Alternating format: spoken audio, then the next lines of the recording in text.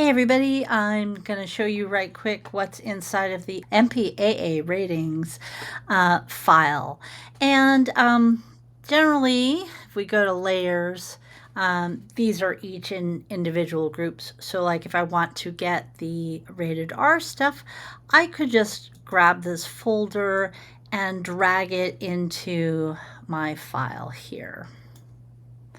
Now it's pulled over this extra layer here, no big deal. You can just select that layer and delete it. And then we still have this item here.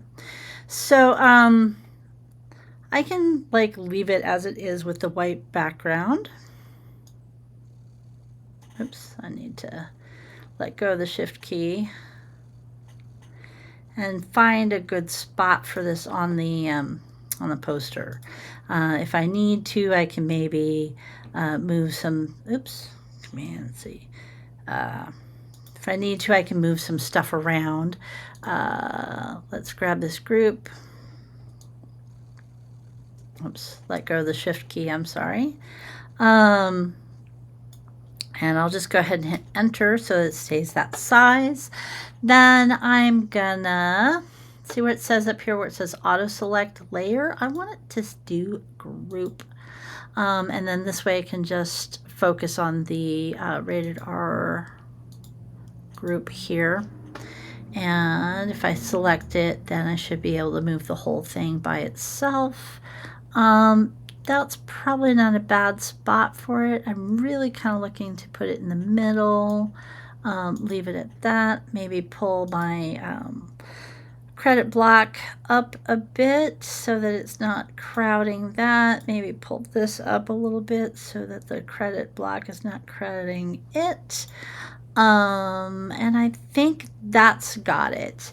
But you know, what's in here, just so you can see, is we have like the G-rated stuff, which you'll just have to get rid of that extra layer there. Oopsie.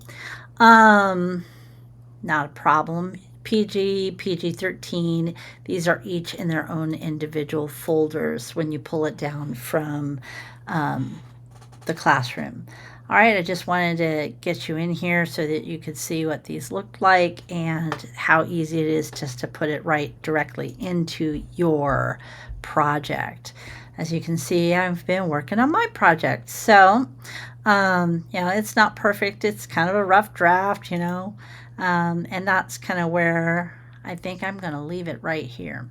All right, if you have any questions for me about how to use this, feel free to ask. And I'll talk to you later in class. Happy rendering, everyone.